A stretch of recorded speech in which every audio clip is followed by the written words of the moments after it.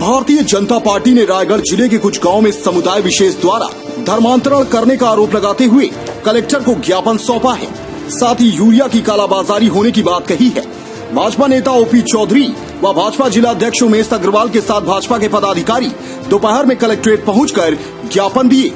इस अवसर पर ओपी चौधरी ने कांग्रेस पर आरोप लगाते हुए कहा कि कांग्रेस सरकार के संरक्षण में धर्मांतरण हो रहा है, अवैध रूप से चर्च बनाए जा रहे हैं। इस पर रोक नहीं लगने से बीजेपी आंदोलन करेगी।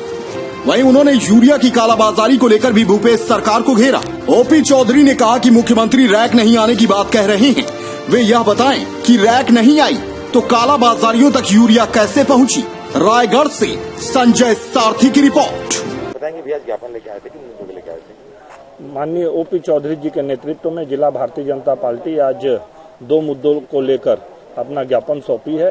पहला, किसानों को जो यूरिया की कालाबाजारी के कारण किल्लत हो रही है यूरिया की, उसको लेके हमने ज्ञापन सौंपा है और मांग की है कि जब खुले बाजार में यूरिया बिक सकता है, मिल सकता है, तो किसानों तक यूरिया क्यों नहीं पहुंच रहा है। और उसके बाद पूरे क्षेत्र में जिस प्रकार से अवैध धर्मांतरण के प्रकरण लगातार बढ़ रहे हैं, उसके संबंध में ज्ञापन सौंपा गया है। और हम आपके चैनल के भी माध्यम से यह चेतावनी देना चाहते हैं कि अब और किसी भी प्रकार का विखंडन हिंदू समाज, भारतीय समाज बर्दाश्त नहीं करेगा। क्या आदेश मिला आप लोगों को? मिले हैं तो अपनी बातों को रखें। माननीय मुख्यमंत्री जी के नाम से, माननीय राज्यपाल महोदया के नाम से ज्ञापन दिया गया है। अगर इस पे उचित कार्रवाई नहीं होगी तो सड़क पर उतरकर पूरी ताकत लगाकर हम आंदोलन करेंगे। ज्ञापन लेके आए थे? देखिए, एक तो जब से कांग्रेस की सरकार बनी है, इस कांग्रेस के संरक्षण पे पूरे छत्तीसगढ़ प्रदेश में धर्मांतरण के केस भय और प्रलोभन के आधार पर बहुत तेजी से बढ़ रहे हैं और अवैध चर्च निर्माण किया जा रहा है वनवासी भाइयों के क्षेत्र में। इस बात को लेकर हमने ज्ञापन दिया है।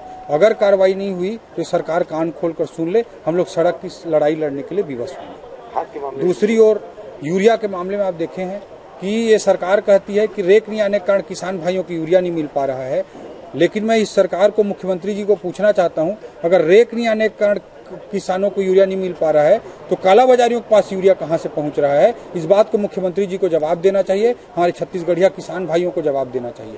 कभी भी भारतीय जनता पार्टी के समय में आपने खुद देखा हुआ, यूरिया को लेकर किसानों को सड़क पर उतरने की स्थिति निर्मित नहीं हुई थी, लेकिन आज ये स्थिति निर्मित हुई है कि हर किसान भाई ब्लैक में यूरिया खरीदने को विवश हो रहा है।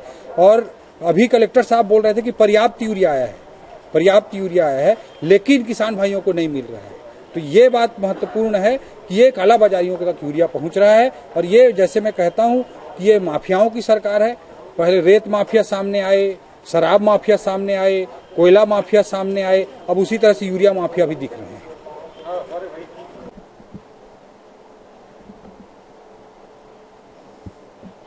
सर बताएंगे ज्ञापन लेके आए?